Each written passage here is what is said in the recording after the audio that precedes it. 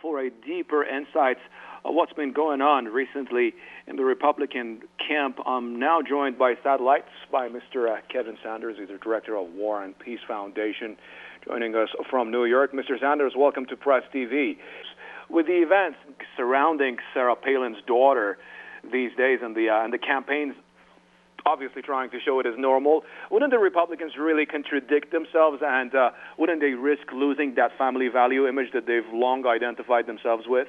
There is a danger that on the other hand, some of them are arguing that what this all shows is that what a wonderful woman Sara Palin is, that she has stuck by her daughter, even in this difficulty, even with the problems of a child that has special difficulties at birth, that she is keeping the family together at this time of trial, and that this shows what a fine Christian woman she is.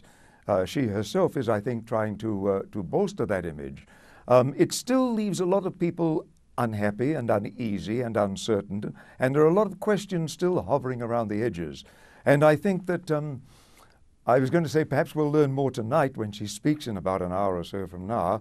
But on the other hand, I suspect we will not, because they're being very, very careful with her speech, which they've been working on all day and most of the last night, to try to polish it and smooth it out so that the image that she will present is one of confidence, normality, responsibility, and to ignore or smooth over some of the wild edges that have been discovered in the last 3 days or so.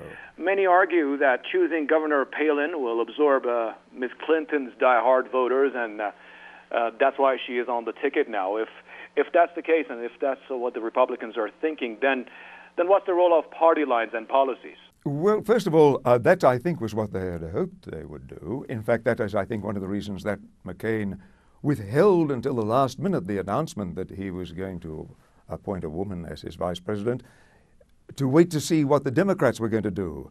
And the fact that when the moment the Democrats, it was clear, were not going to put Hillary Clinton on the ticket, then I think the decision was made, let us go for the woman. Let us go for the woman's vote, see if we can capture those dissatisfied women who were going to vote for Hillary.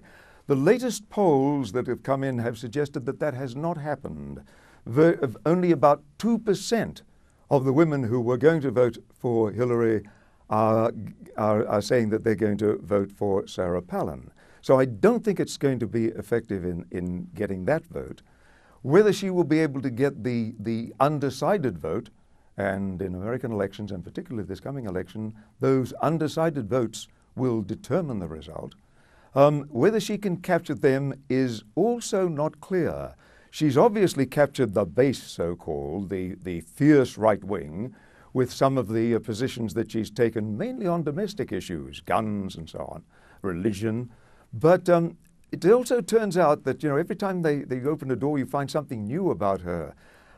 They found out some very odd things.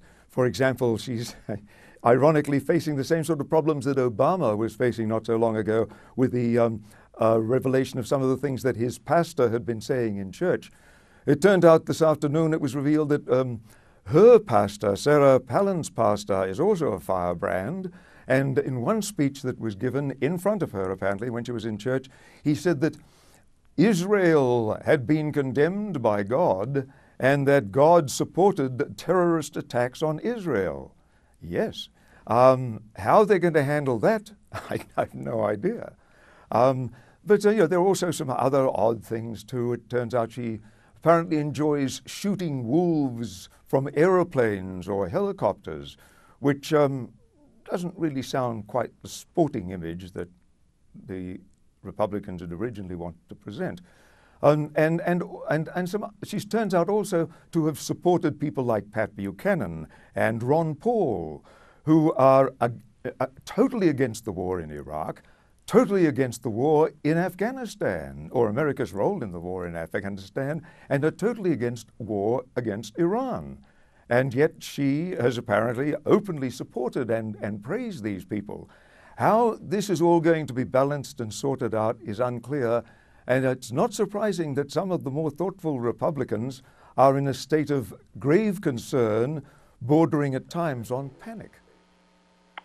Many thanks to Mr. Kevin Sanders, Director of War and Peace Foundation, who's joining us from New York.